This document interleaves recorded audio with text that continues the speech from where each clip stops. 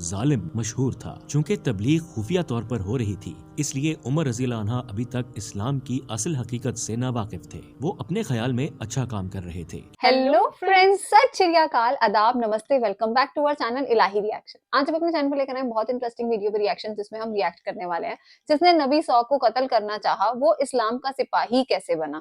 تو کافی interesting video آج کی، مطلب کسی نے ان کی جان لینی چاہیے اور اس کو بعد میں سپاہی بنا دیا، تو ضرور کچھ ایسا راز ہوگا اس کے پیچھے، یا کچھ تو ہوگا جو ہمیں آج کی ویڈیو سے پتا چلے گا۔ تو چلیے پہلے ویڈیو دیکھتے ہیں، پھر اس کے بارے میں بات کریں گے۔ پہلے تو ویڈیو کا ٹائٹل پڑھ کے ہی بڑا عجیب سا فیل ہو رہا ہے کہ مطلب نبی کو بھی کوئی مارنا چاہتا ہے، مطلب ایسے بھی لوگوں کی تھنکنگ ہے، اور پھر اس جس انسان نے مارنے کی کوشش کی انہیں بعد میں سپاہی بنا دیا گیا، تو ڈیفینیٹلی کوئی بہت بڑا جو ہے راز یا جو اس کی پیچھے کی ہسٹری ہے وہ ہمیں اس ویڈیو کے تھرو پتہ چلے گی۔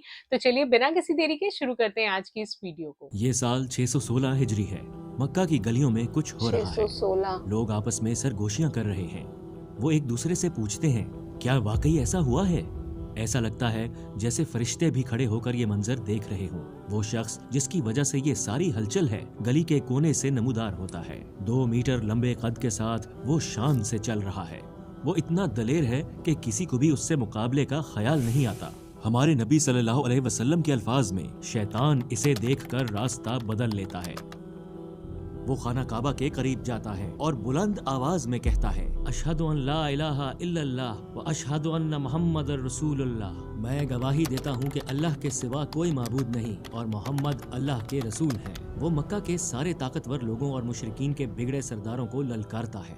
پہلی بار کسی مسلمان کی آواز اتنی بلند ہوئی ہے۔ یہ مکہ کے مشرکوں کے لیے ایک زبردست نقصان ہے۔ کیا عمر بھی مسلمان ہو گیا؟ اگر ایسا ہے تو مسلمان اب مزید کمزور اور بے بس نہیں رہے۔ لیکن یہ کیسے ہوا کہ عمر، جس نے یہ فیصلہ کر کے اچانک طاقت کا توازن بدل دیا، اسلام کا ایک بدترین دشمن، اس کے عظیم ترین سپاہیوں میں سے ایک کیسے بن گیا؟ وہ تو نبی کریم صلی اللہ علیہ وسلم کو قتل کرنے کے ارادے سے جا رہا تھا، پھر وہ اچانک کیسے نبی صلی اللہ علیہ وسلم کے دین کے لیے جان دینے کو تیار ہو گیا؟ بعد میں وہ نبی صلی اللہ علیہ وسلم کے سب سے عظیم اور قریبی صحابہ میں شامل ہوا اور آپ صلی اللہ علیہ وسلم کے بعد دوسرا خلیفہ بنا۔ یہ دنیا کے سب سے دلچسپ قصوں میں سے ایک ہے، عمر رضی اللہ عنہ کے اسلام قبول کرنے کا قصہ۔ عمر رضی اللہ عنہ کے والد خطاب قریش کے ایک قبیلے بنو عدی کے سردار تھے۔ عمر نے بہترین تعلیم حاصل کی۔ وہ نہایت خالد بن ولید کے بعد یہ بنے تھے شاید، تھے کیونکہ انہوں نے اس پہلوان کو شکست دی جو ان کے علاقے میں ناقابل شکست سمجھا جاتا تھا، لہٰذا مکہ والوں نے انہیں مکہ کے محافظ کا لقب دے رکھا تھا۔ پھر وہ اپنی ذہانت اور طاقت کی بدولت اپنی قوم کے سردار بن گئے۔ اسلام کے ابتدائی سالوں میں نبی کریم صلی اللہ علیہ وسلم دین کا پیغام کھلے عام نہیں بلکہ خفیہ طور پر پہنچا رہے تھے۔ جو لوگ اسلام کے قریب تھے، مسلمان ان تک اپنا پیغام چھپ کر پہنچاتے، اور جو اسلام قبول کر لیتے وہ اسے چھپاتے تھے۔ وہ اسلام کے بارے میں صرف ان لوگوں کو بتاتے جن پر انہیں اعتماد ہوتا اور جنہیں وہ مخلص سمجھتے، یہاں تک کہ مسلمانوں کے جمع ہونے کی جگہ بھی خفیہ تھی تاکہ مشرکین مکہ کی نظروں میں آنے سے بچا جا سکے۔ اگر تبلیغ کھلے عام کی جاتی تو یہ ممکن تھا کہ مسلمانوں کو بہت زیادہ مشکلات کا سامنا ہوتا، کیونکہ ان کی تعداد بہت کم تھی۔ جب یہ صورتحال کچھ عرصہ چلتی رہی تو شہر میں افواہیں پھیلنے لگیں۔ اس نئے مذہب کی خبر مکہ کے مشرک سرداروں تک پہنچنے لگی۔ شروع میں انہوں نے اس پر زیادہ توجہ نہیں دی، لیکن وقت کے ساتھ ساتھ ان کے کچھ رشتہ دار بھی اس مذہب کو قبول کرنے لگے۔ اس نئی صورتحال پر بات کرنے کے لیے انہوں نے دار الندوہ میں میٹنگز کی۔ یہ مکہ کی سٹی کونسل تھی۔ ہر خاندان کے سربراہ ان میٹنگز میں شریک ہوتے تھے۔ عمر رضی اللہ عنہ بھی بنو عدی کے سردار کے طور پر ان میں شریک ہوتے تھے۔ ان میٹنگز میں مختلف موقعوں پر کئی فیصلے کیے گئے تھے۔ ان میں سے ایک فیصلہ یہ تھا، ہر شخص اپنے قبیلے کے ان افراد کو قید، مار پیٹ اور تشدد کے ذریعے باز رکھے گا جو مسلمان ہو گئے یا ہونا چاہتے ہیں۔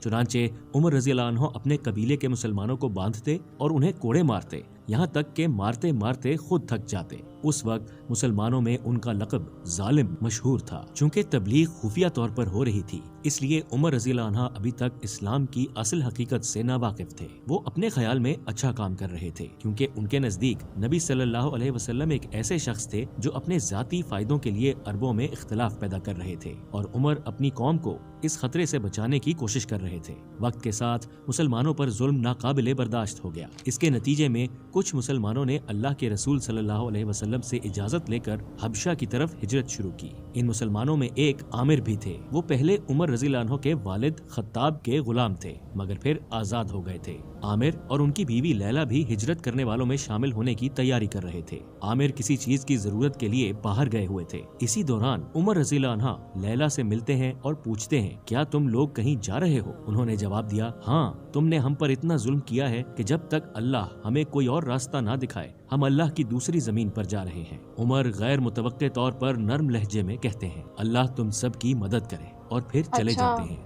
उस वक्त तक उनका दिल मुसलमानों के साथ अपने किए जुल्म पर थक चुका था। उन्हें महसूस होने लगा था कि वो गलत कर रहे हैं, मगर उनका जहन और उनका दिल अभी भी उलझे हुए थे। लैला उमर रज़ी अल्लाह अन्हा में हमदर्दी और नरमी का एहसास देखती है। जब उनके शौहर आमिर वापस आते हैं तो वो उन्हें ये सूरत हाल बताती हैं। आमिर हैरान होकर उनसे पूछते हैं, क्या तुम्हें उम्मीद है कि उमर मुसलमान हो जाएगा? और फिर मजीद कहते हैं, वल्लाह मैं कसम खाता हूँ, खत्ताब का गधा तो मुसलमान हो सकता है मगर उसका बेटा उमर नहीं।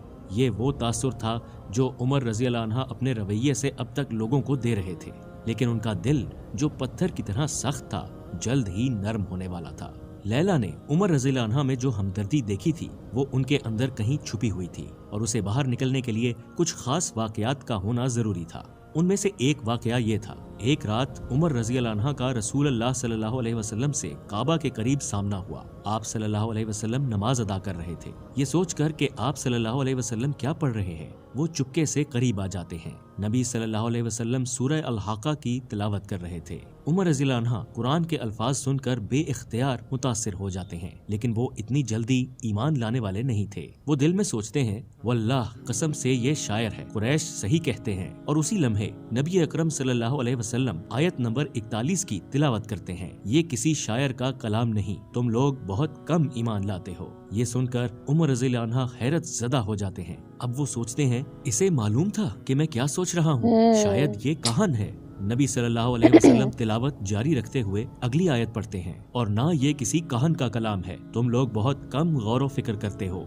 उमर दम बखुद रह जाते हैं। यूं लगता था कि हर आयत बराह रास्त उनके सवालों का जवाब दे रही है। वो इस वाकये को समझने की कोशिश कर रहे थे। ये वाकया उनके दिल पर गहरा असर छोड़ गया। ईमान के बीज उनके दिल में पड़ चुके थे। वो उसी कैफियत में घर लौट जाते हैं। मक्का में इस्लाम की रोशनी खुफिया तौर पर फैल रही थी, मगर इसके साथ साथ वाकयात की शिद्दत भी बढ़ रही थी। अगरचे उमर रज़ी अल्लाह अन्हा कुरान सुनकर मुतासिर हुए थे, मगर वो अब भी ये समझते थे कि नबी अकरम सल्लल्लाहु अलैहि वसल्लम खानदानों में फूट डाल रहे हैं और भाइयों को एक दूसरे के खिलाफ कर रहे हैं, और इसीलिए उनके दिल में नबी सल्लल्लाहु अलैहि वसल्लम के खिलाफ कीना और नफरत अब भी वैसी ही थी। इस सब के बावजूद नबी रहमत सल्लल्लाहु अलैहि वसल्लम अब भी उनकी हिदायत के लिए दुआ फरमा रहे थे। आप सल्लल्लाहु अलैहि वसल्लम की दुआ थी, ए अल्लाह, इस्लाम को इन दोनों में से किसी एक के जरिए कुव्वत अता फरमा जिसे तू ज्यादा महबूब रखता है, अबुल हकम बिन हशाम यानी अबू जहल या उमर बिन खत्ताब।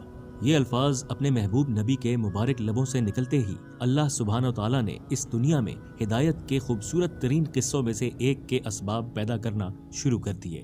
रात में मांगी गई इस दुआ के बाद अगली ही सुबह दारुन नदवा में एक और मीटिंग हुई। नबी अकरम सल्लल्लाहु अलैहि वसल्लम और उनके कबीले बनु हाशिम से लड़ाई और उसके इंतकाम के खौफ से घबराकर अबू जहल ने एक तजवीज पेश की, जो मोहम्मद सल्लल्लाहु अलैहि वसल्लम को कत्ल करेगा मैं उसे 100 ऊंट इनाम में दूंगा। खूनी झगड़े का खतरा कबूल करते हुए मीटिंग में एक शख्स खड़ा हुआ और इस ऑफर को कबूल कर लिया। वो शख्स उमर थे। उन्होंने सोचा कि ये मामला अब बहुत ज्यादा बढ़ चुका है और वो अपनी तलवार लाने के लिए फौरन उठ खड़े हुए। अल्लाह के रसूल सल्लल्लाहु अलैहि वसल्लम ने गुज़िश्ता रात जिन 2 अफराद का नाम लेकर दुआ की थी, उनमें से एक ने उनके सर की कीमत मुकर्रर कर दी और दूसरा उन्हें कत्ल करने के इरादे से निकल पड़ा। अगर गौर करें तो ये काम उमर रज़ी अल्लाह अन्हा के लिए खुदकुशी के बराबर था, क्योंकि नबी अकरम सल्लल्लाहु अलैहि वसल्लम के खानदान वाले यकीनन बदला लेते और उन्हें भी कत्ल कर देते। वो इस हकीकत से वाकिफ थे, मगर वो जवान, ताकतवर, मालदार और मुअज़्ज़िज़ होने के बावजूद अपनी जान कुर्बान करने के लिए तैयार थे।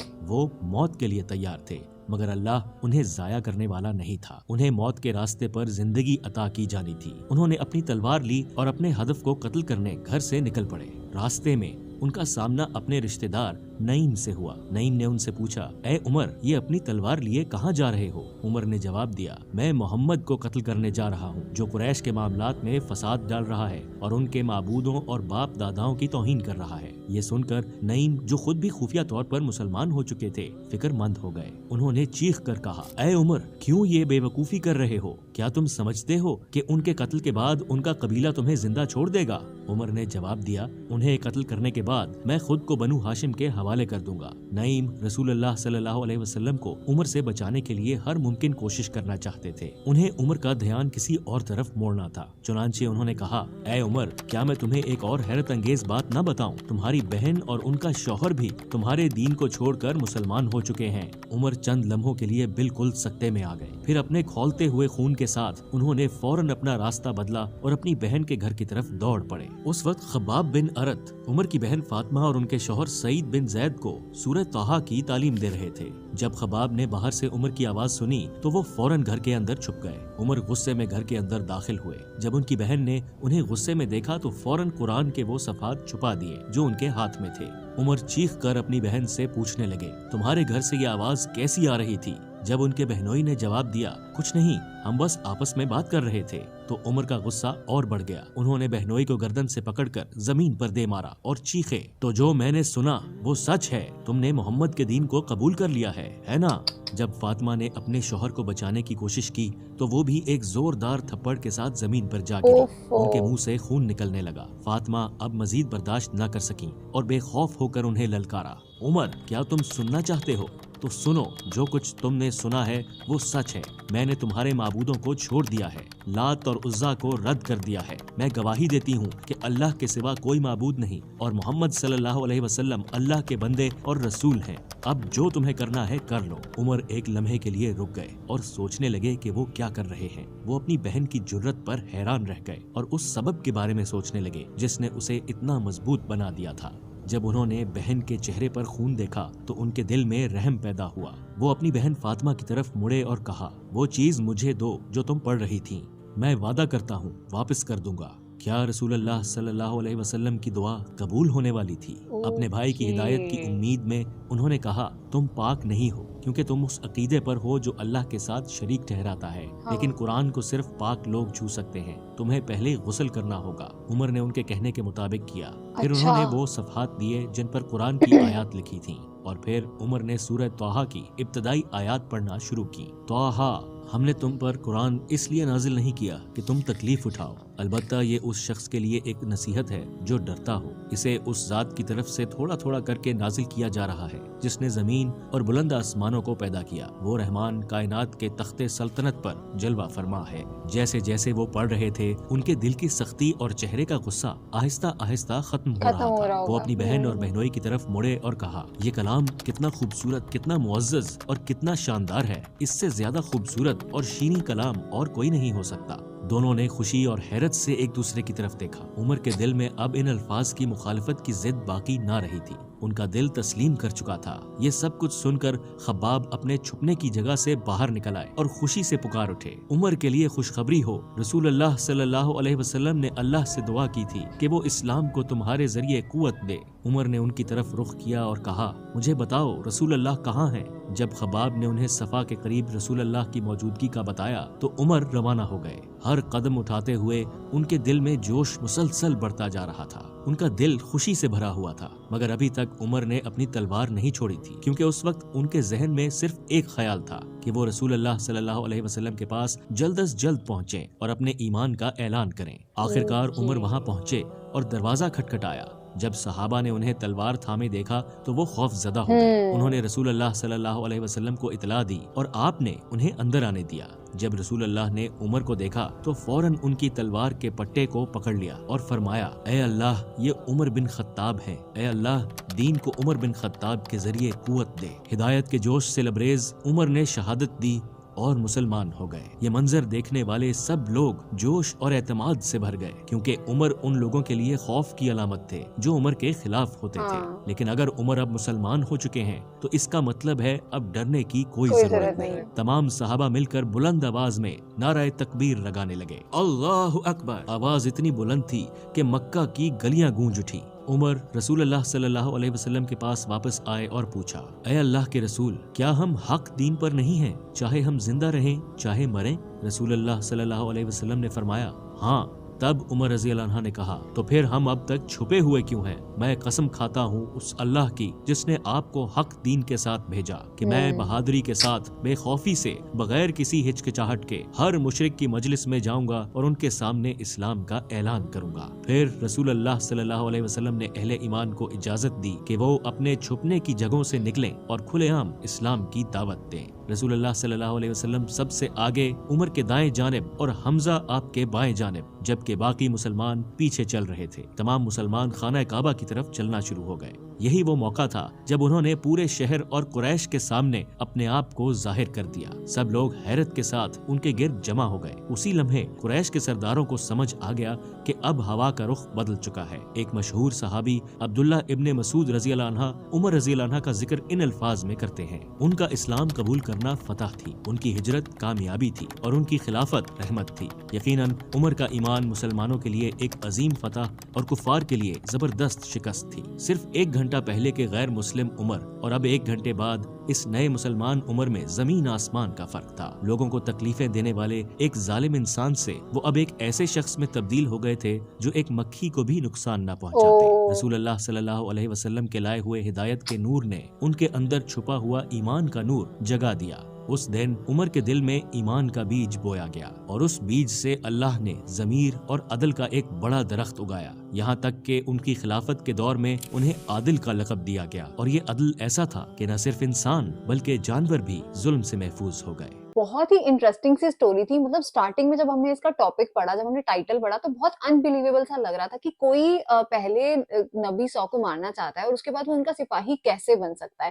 پر جیسے انہوں نے پوری ان کی سٹوری سنائی، ان کی پوری جرنی سنائی، سن کے سچ میں رونگٹے کھڑے ہو رہے تھے کہ کہیں نہ کہیں ان کا دل تھوڑا سا سافٹ بھی تھا، پر وہ تھوڑے سے ہارش بھی تھے اور لوگوں کو مار بھی رہے تھے، اور مطلب ان کے ہاتھ میں پورا ٹائم تلوار بھی رہتی تھی، اور جو انہوں نے اپنی بہن اور اپنے بہنوئی کے ساتھ جو سلوک کیا تھا وہ سن کے تو میں اور زیادہ ڈر گئی تھی۔ پر ہاں، لاسٹ میں کیسے وہ عمر بن خطاب بنے، انہوں نے اس ویڈیو میں ہمیں پتا چلا۔ مجھے بہت پسند آئی آج کی ویڈیو۔ جیسی ویڈیو کی سٹارٹنگ ہوئی اور انہوں نے بتایا کہ ہم عمر بن خاطب کے بارے میں یہ ساری چیزیں سننے جا رہے، تو ہمیں لگا کہ ارے یہ نام تو ہم نے اتنی بار سنا ہے، مطلب وہ کیسے جو تھے وہ نبی کو مارنے کے لیے آئے ہوں گے۔ لیکن جس طریقے سے ان کے مائنڈ کا پورا ٹرانسفارمیشن دکھایا گیا کہ وہ پہلے کتنے زیادہ ہارڈ اور اتنے زیادہ اسٹرک اور ہر چیز میں مطلب وہ جرم کرنے والے لوگوں میں سے تھے، اور اچانک سے ان کی مائنڈ کا جو ہے وہ ٹرن اوور ہوا اور وہ بالکل پازیٹیو اور خدا میں وشواس رکھنے والے اور نبی میں وشواس رکھنے والے بن گئے۔ تو آئی تھنک یہ پوری ہسٹری جو تھی نا وہ ہمیں بہت پسند آئی، اور امید کرتے ہیں کہ آپ کو بھی آج کی ویڈیو اچھی لگی ہوگی۔